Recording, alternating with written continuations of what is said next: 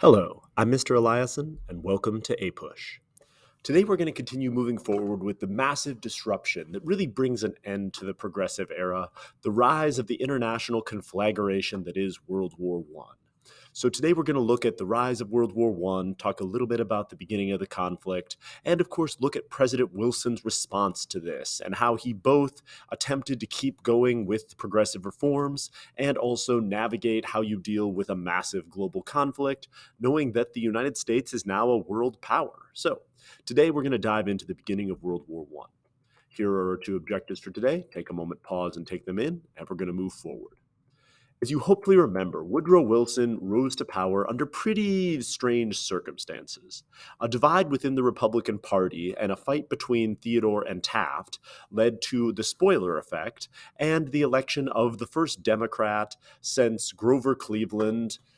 Since Grover Cleveland way back in 1892. So, this battle between Theodore and Taft led to, again, this spoiler and this split effect that we looked at last time, and the election of Woodrow Wilson. One of the things we didn't talk about, because we were so busy focusing on Theodore and Taft trying to take each other down and the fantastic political cartoons created from this, is that although there wasn't any real difference in their domestic policy, Wilson was much more isolationist than either Theodore or Taft. And so the whole anti imperialist thing was a part of Wilson's appeal. Theodore, as we remember, of course, embraced big stick diplomacy and intervention around the world. Taft was much more of a fan of dollar diplomacy, using American money and American corporations to expand our influence, whereas Wilson focused on what he called the America First policy. This policy of isolation and anti imperialism did really set him apart from the other two candidates. And although it wasn't a huge component in the outcome of the election, it is really going to affect Wilson's foreign policy going forward. He's going to appoint noted anti imperialist William Jennings Bryan here as his Secretary of State. And again, we see this America First poster. With Wilson focusing on dealing with domestic issues first, focusing on his progressive agenda, and really doing as much as possible to isolate the United States from the rest of the world. Wilson's not always going to be able to follow through on that. For example, in 1916, the United States gets drawn into a conflict in Mexico. This is part of the whole Mexican Revolution thing. That probably, if you're really interested, watch my lecture on the Mexican Revolution. We'll go into detail much more on all of this. But what you need to know is that Pancho Villa was a maybe bandit, maybe Mexican revolutionary. And in order to try to build support in Mexico and to try to sort of bolster his flagging interest and success in the Mexican Revolution, he invaded the United States, attacking the town of Columbus, New Mexico, and killing some Americans. His goal in this was to provoke the United States to invade Mexico in order to help build support for him, have people flock to his cause, and then hopefully be able to ride triumphantly into Mexico City. This did not work, but it did provoke a response from the United States. We did invade Mexico in an attempt to capture Pancho Villa. We failed utterly to do so because of a combination of hostility from local Mexican sources and also Pancho Villa's mostly hiding in the mountains. So we're going to chase Pancho Villa around northern Mexico, where, as the political cartoon shows, he was just hiding in a cave somewhere, and the Mexican locals were just pointing us around on sort of a wild goose chase. But this represents Wilson having to back away from his America First policy and intervene in a foreign country. And at the same time, it also demonstrated to the rest of the world that maybe the United States, despite our success in the Mexican-American War, wasn't really ready for prime time yet. That if we can't even catch this bandit who attacked us along the U.S.-Mexico border, are we really a force that they need to care about? Wilson is also going to invade Haiti at one point, but that's a story that unfortunately is much more of a part of Haitian history than U.S. history. And so, with all of that happening in 1914, World War I begins. Because World War I is such a massive global conflict, I'm just going to do a basic outline of it here. And if you're interested, my world history class goes into a lot more detail. laying out basically the whole course of World War I and its global effects. But what we need to know is Archduke Franz Ferdinand is assassinated by a Serbian nationalist. This kicks off a chain of events that leads to global war between the Central and Allied powers. The Central powers are Germany, Austria-Hungary, and eventually the Ottoman Empire and Bulgaria. The Allied powers are Great Britain, France, Russia, and Italy, I guess, kind of. Yeah. The Germans are going to stream through Belgium, violating the whole Belgian neutrality clause that had been passed back after the Belgian Revolution back in the 1830s. The Germans, as part of this Schlieffen plan, their goal was to smash the French first and then turn and face the Russians. Take a moment and pause and read the industrial quality of the German army flowing through. This quote-unquote rape of Belgium, because so the Germans thought that the Belgians would mostly allow them to pass through their territory. The Belgians resisted, the Germans responded harshly, and this provoked England into joining France in the whole World War I thing because of the quote-unquote scrap of paper, which again, hopefully you're familiar with from your world history classes. The first major battle of World War I was the Battle of the Frontiers, when German forces crushed the French and English forces arrayed against them along the French border, pushing French forces back significantly into French territory and demonstrating that large artillery in World War I is better than small artillery. The Allies retreated back almost to Paris with the German army chasing after them until, at the Battle of the Marne, French General Joseph Joffre mobilized French forces, stopped the German advance, and the French began to push back against the German forces. This is the basic outline in the beginning of the war. Germans sweep into France, are stopped at the Marne, and then are pushed back. We have the race to the sea as both sides attempt to find a flank. And then up in Belgium, the Battle of Ypres was the first battle in which we saw poison gas used. We see trenches along the Battle of the Aisne, and we get the trench warfare established on the Western Front that you're hopefully familiar with from World War I. And so, sweeping attack into France, France pushes back against Germany, and then the lines really calcify and aren't going to change much along the Western Front, honestly, from 1914 all the way through to 1915, 1916. Here's an account of what it was like to fight in the trenches, and then also the effect of poison gas in World War I. So take a moment, pause, and read, and then we'll move forward.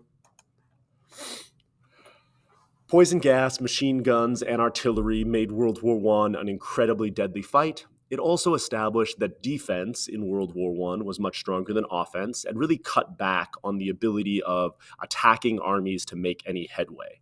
And so attacking armies would have to suffer spectacular casualties in order to get any ground.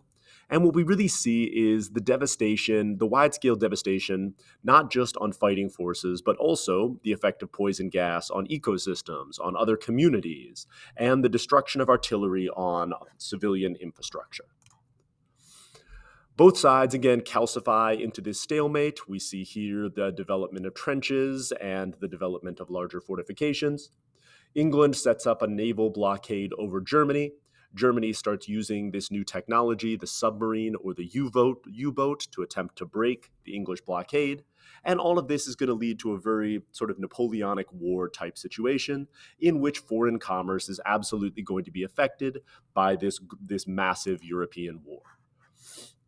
This brings in the idea of total war in World War I. We'd already kind of seen total war in the American Civil War, with Sherman's march through Georgia, but this German Zeppelin pilot lays out the philosophy of total war better than I can, so take a moment, pause, and read, and then we'll move forward.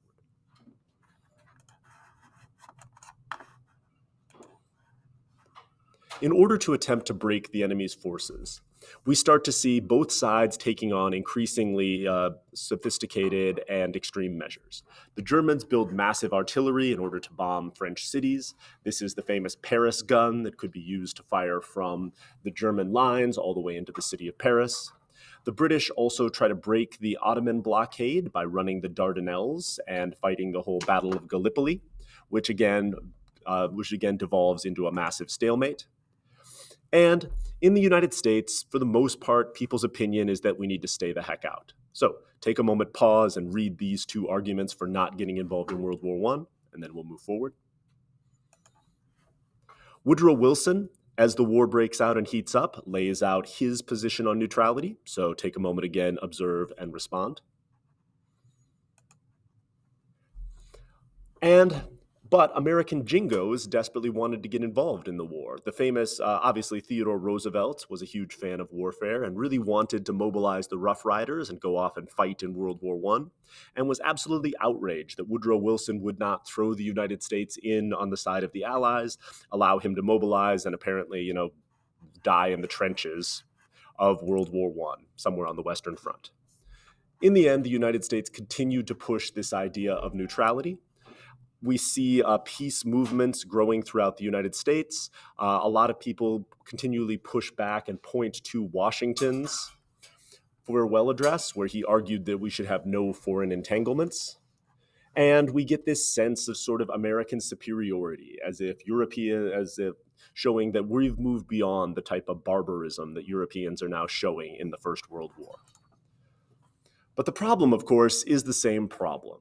What happens when American commerce starts to get affected by foreign conflicts? What happens when American ships start to get attacked as they try to trade with the various belligerent powers?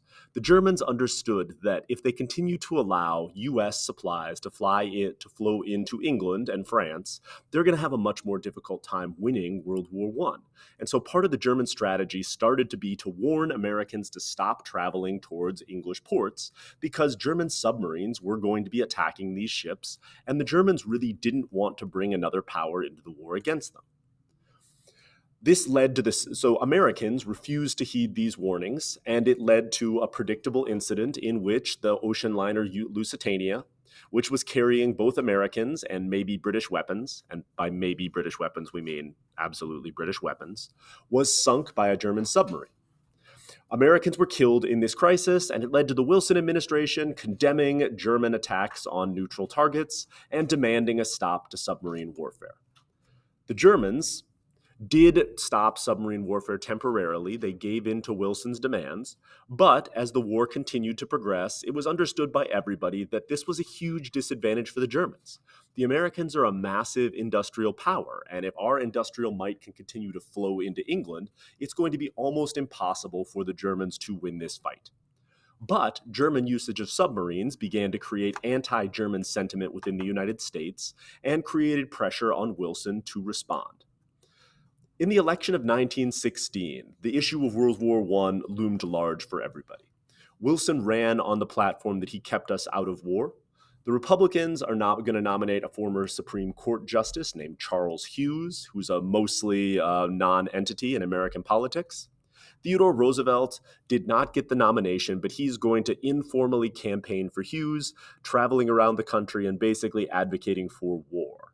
And so because Theodore is going to take over and make this election about intervention in World War I, Wilson is going to appear as sort of a measured statesman, sort of guiding us through this difficult path without getting us into war.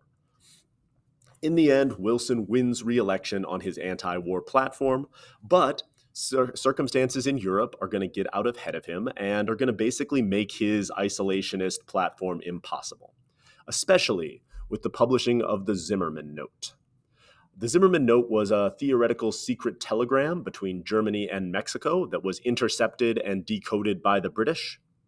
It proposed a German-Mexican alliance by which Mexico would attack the United States in order to distract us, while Germans stepped up their submarine warfare.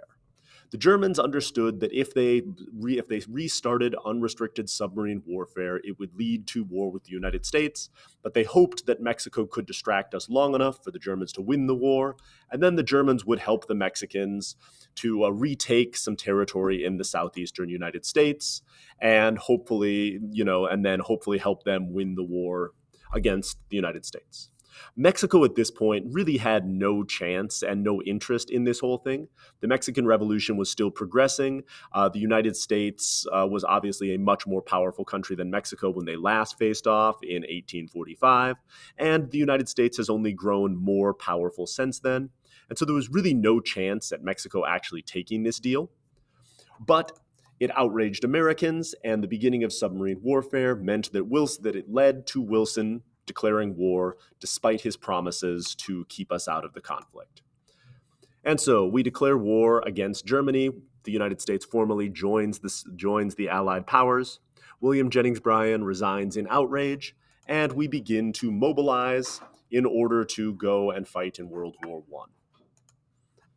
Here's when Wilson gets pushback from people who oppose his entry into World War I. He responds with his usual tact and charisma. So here's Wilson's response to a Irish voter who didn't want Wilson to enter the war. So take a moment and pause and figure out what this establishes about Wilson's character.